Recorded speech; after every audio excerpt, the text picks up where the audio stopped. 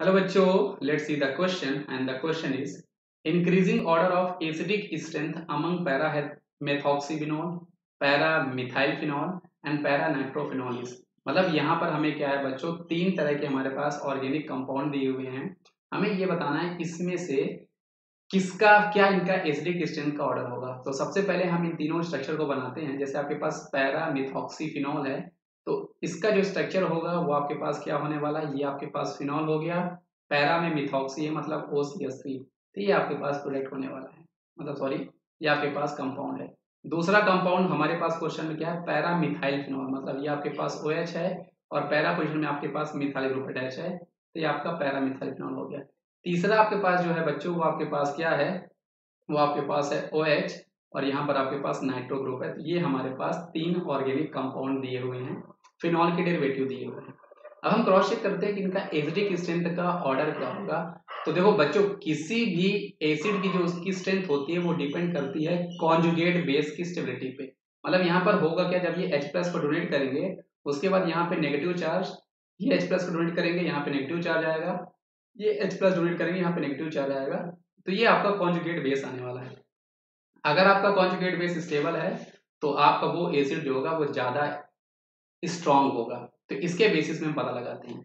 अब conjugate base को stable बनाने के लिए हमें चाहिए इलेक्ट्रॉन विड्रॉइंग ग्रुप, क्योंकि यहाँ पे नेगेटिव चार्ज है, तो नेगेटिव चार्ज को पुल करने के लिए हमें इलेक्ट्रॉन चाहिए। जो ग्रुप आपका पुल कर रहा होगा तो वो उसको स्टेबलाइज करेगा और इस तरह आपकी एसिडिक स्ट्रेंथ ज्यादा हो जाएगी। तो इसलिए हमारे पास जो एसिडिक स्ट्रेंथ का जो हमारे पास ऑर्डर होता है वो डायरेक्टली प्रोपोर्शनल टू आपका माइनस एम इफेक्ट हुआ करता है, माइनस आई इफेक्ट होता है, और इनवर्सली प्रोपोर्शनल टू आपका ये प्लस आई और प्लस एम हुआ करता है। अब बच्चों, माइनस एम इफेक्ट आपका ज्यादा क्यों है, क्योंकि मेसोमेरिक इफेक्ट आपका डोमिनेट करता है इंडक्टिव इफेक्ट को। लेकिन इन दोनों ही केस में ये हमारे इलेक्ट्रॉन को पुल करने का इफेक्ट है, ये इलेक्ट्रॉन को अपनी तरफ पुल करते हैं, इस तरह वो नेगेटिव चार्ज को स्टेबलाइज बना देंगे। और प्लस आई इफेक्ट में ये इलेक्ट्रॉन को डोनेट करते हैं, तो ये क्या करेंगे, इलेक्ट्रॉन डेंसिटी को बढ़ा देंगे ऑक्सीजन पे, तो उसको डिस्टेबलाइज कर देंगे। अब हम पहचानते हैं यहाँ पर जैसे OCH3 है, ये आपका प्लस एम इफेक्ट देने वाला है, ये इलेक्ट्रॉन की सप्लाई करेगा, मतलब ये इसको ऑक्सीजन पे नेगेटिव चार्ज को और ज्यादा डिस्टेबलाइज करने वाला होगा। ये आपको प्लस आई इफेक्ट दे रहा है, और ये जो आपका NO2 है ये इलेक्ट्रॉन को पुल करने वाला है, और ये माइनस एम इफेक्ट दे रहा होगा। तो आई होप अब आपको यहाँ से आंसर समझ में आ गया होगा। सबसे ज्यादा जो आपका एसिडिक होगा, अच्छा क्वेश्चन में उसने हमसे इंक्रीजिंग ऑर्डर पूछा है, मतलब पहले सबसे कम बताना फिर ज्यादा फिर ज्यादा। तो सबसे कम जो होगा वो आपके पास यही होने वाला है, फिर आपके पास ये आएगा, फिर आपके पास ये आएगा। मतलब ऑर्डर आपका पैरामिथॉक्सीफिनॉल सबसे कम होगा, फिर पैरामिथाइल फिनॉल होगा, फिर पैरानाइट्रोफिनॉल होगा। तो यही ऑर्डर आपका होना चाहिए।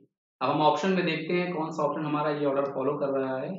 तो ऑप्शन नंबर डी आपका यही ऑर्डर फॉलो कर रहा है, इसलिए इस क्वेश्चन का सही जवाब हमारे पास बच्चों ऑप्शन नंबर डी हो जाएगा। आई होप आपको ये कॉन्सेप्ट समझ में आया होगा बच्चों। Thank you.